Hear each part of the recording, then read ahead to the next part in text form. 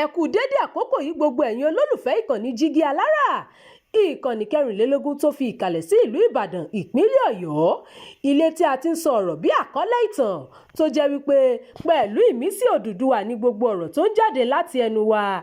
Ẹ̀yin olùgbọ́ wa, a dúpẹ́ fún bí ẹ ṣe ń bá wa lọ. Ojú tẹ́ fi ń fò wá kò ní fọ́, bẹ́ẹ̀ sì ni etí tẹ́ fi ń gbọ́ wa kò ní di tẹ́ náwó sí láéláé. Abdulkareem Nimot ni oníròyìn yín. Èyí ni ìdí tí ilé-ẹjọ́ Kòtẹ́milọ́rùn fi ṣẹ́wélé àṣẹ adájọ́ tó ní kí INEC yọ orúkọ ẹgbẹ́ òṣèlú Oríyọmí, Adeleke àti Àtíkù kúrò nínú àkọsílẹ̀ rẹ̀. Ilé-ẹjọ́ Kòtẹ́milọ́rùn ti ṣẹ́wélé àṣẹ ilé-ẹjọ́ gíga àpapọ̀ l'Àbújá tó ní kí àjọ elétò ìdìbò INEC yọ orúkọ ẹgbẹ́ òṣèlú ADC, ACORD, ZLP, AA àti APP kúrò nínú àwọn ẹgbẹ́ tí yóò kópa nínú ètò ìdìbò tó ń bọ̀.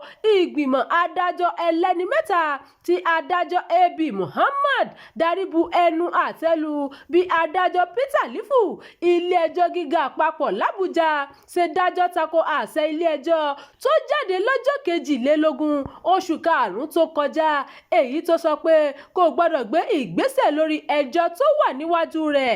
Àwọn adájọ́ mẹ́tẹ̀ẹ̀ta náà sọ pé ìwà tó tako ìdájọ́ ni adájọ́ Lifu hù pẹ̀lú ìdájọ́ tí ó gbé kalẹ̀.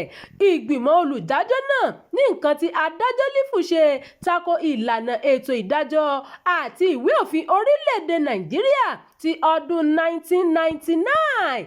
Ìgbésẹ̀ ilé-ẹjọ́ gíga láti gbé ìdájọ́ kalẹ̀ lẹ́yìn tí ilé-ẹjọ́ Kòtẹ́milọ́rùn ti pàṣẹ ìdádúró lórí ọ̀rọ̀ náà jẹ́ ìwà tó kù díẹ̀ káàtó, èyí tó lòdì sí ìlànà ètò ìdájọ́.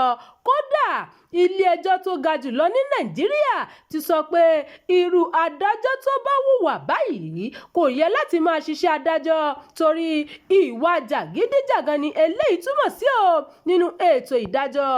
Ilé-ẹjọ́ ní láti máa gbìyànjú kí orúkọ wọn má bàjẹ́. Ilé-ẹjọ́ Kòtẹ́milọ́rùn ní àṣẹ lórí nǹkan tí ilé-ẹjọ́ gíga bá ń ṣe lórí ọ̀rọ̀ tó bá wà níwájú rẹ̀. Ilé-ẹjọ́ Kòtẹ́milọ́rùn sì lè pàṣẹ láti rí wípé gbogbo nǹkan lọ ní ìbámu pẹ̀lú àlàkalẹ̀ òfin.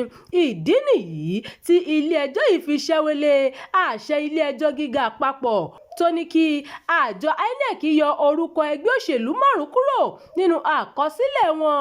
Ìgbìmọ̀ olùdájọ́ ṣàlàyé ọ̀rọ̀ ṣáájú ní àjọ elétò ìdìbò INEC fúnra rẹ̀ ti sọ fún ilé-ẹjọ́ wípé ìdájọ́ tí adájọ́ Lifu gbé kalẹ̀ jẹ́ ìyàlẹ́nu fáwọn. Kódà INEC tún sọ pé nínú ìwé ìròyìn lòun ti rí ìròyìn náà kà torí ilé-ẹjọ́ gíga kò sọ nǹkan fún nípa ìdájọ́ ọ̀hún. Àjọ elétò ìdìbò Nàìjíríà ní àwọn mọ̀ nípa àṣẹ ilé-ẹjọ́ tó jáde lọ́jọ́ 22 oṣù karùn-ún, èyí tó ní ilé-ẹjọ́ gíga kò gbọ́dọ̀ tí ì gbé ìdájọ́ kalẹ̀ lórí ọ̀rọ̀ tó wà níwájú rẹ̀ báyìí. Ní báyìí orúkọ ẹgbẹ́ òṣèlú 5 ADC, ACORD, ZLP, AA àti APP tọ́rọ̀ kàn sí wà ní àkọsílẹ̀ INEC títí tí ìgbẹ́jọ́ ẹjọ́ Kòtẹ́milọ́rùn tí wọ́n ń pè yóò fi wáyé.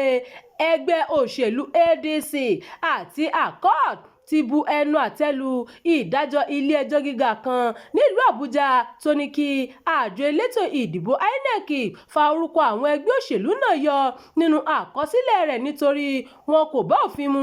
Lára àwọn tó bu ẹnu àtẹ́ lu ìdájọ́ náà ni gómìnà Adémọ́lá Adélékè ní ìpínlẹ̀ Ọ̀ṣun tó júwe ìdájọ́ ọ̀hún gẹ́gẹ́ bí àṣìlò ẹ̀ka ètò ìdájọ́ ní Nàìjíríà. Ó ní kò sí ohun tí yóò yẹ kíkópa ẹgbẹ́ òṣèlú ACORD nínú ètò ìdìbò gómìnà tí yóò wáyé nínú oṣù kẹjọ ọdún yìí ní ìpínlẹ̀ náà. Ẹgbẹ́ àwọn aṣòfin nígbà kan rí National Forum of Former Legislators ló pe àjọ náà láti béèrè lọ́wọ́ ilé-ẹjọ́ pé ṣé INEC lẹ́tọ̀ọ́ láti wọ́gilé àwọn ẹgbẹ́ òṣèlú tí wọ́n kùnà láti ní àwọn àmúyẹ tó wà ní abala 225A tí òfin ọdún 1999 èyí tí wọ́n ṣàtúnṣe rẹ̀ lọ́dún 2022 nígbà tí àwọn alákòóso ẹgbẹ́ ACORD yóò sọ̀rọ̀ wọ́n ní ìdájọ́ náà kò bá òfin mu látàrí pé ó tako ìdájọ́ ilé-ẹjọ́ kòtẹ́milọ́rùn tó ti wáyé ṣáájú. ACORD ní ìdájọ́ ọ̀hún wáyé bó tilẹ̀ jẹ́ pé ìdájọ́ kan ti wáyé ṣáájú èyí tó tako ìdájọ́ ilé-ẹjọ́ gíga tuntun yìí. ACORD ní ìdájọ́ ọ̀hún kò fo àwọn láyà nítorí àwọn jáwé olúborí nínú ètò ìdìbò sípò kánsẹ́lọ̀ tó wáyé ní Jigawa lẹ́nu lọ́lọ́ yìí. Lẹ́yìn náà ni wọ́n ní kí àwọn ọmọ ẹgbẹ́ náà àtàwọn alátìlẹyìn á fòyà nítorí wọn yóò kópa nínú ètò ìdìbò sípò gómìnà ní ìpínlẹ̀ Èkìtì àti ti ìpínlẹ̀ Ọ̀ṣun tó ń bọ̀ láìpẹ́ yìí. Òfin wo gan ni ilé-ẹjọ́ sọ pé àwọn ẹgbẹ́ òṣèlú ọ̀hún tẹ̀ lójúmọ́lẹ̀ gẹ́gẹ́ bí ohun tí adájọ́ tó gbọ́ ẹjọ́ ọ̀hún Peter Lifu sọ.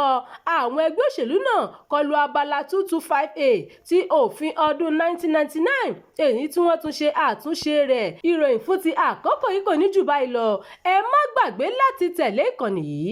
Ẹ máa bá wa pín ká kí ẹ sì fi èròǹgbà yín sí abala àríwísí. Ìwà ṣàlàyé fún yín. Ó ti jáde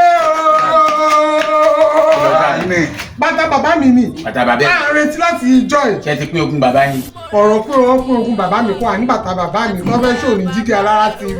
Ó ti jáde sórí YouTube o. Ó ní lọ sọ. Ṣé ní pọ́ńṣẹ́ ní gbogbo ẹ̀ gbogbo aláyé.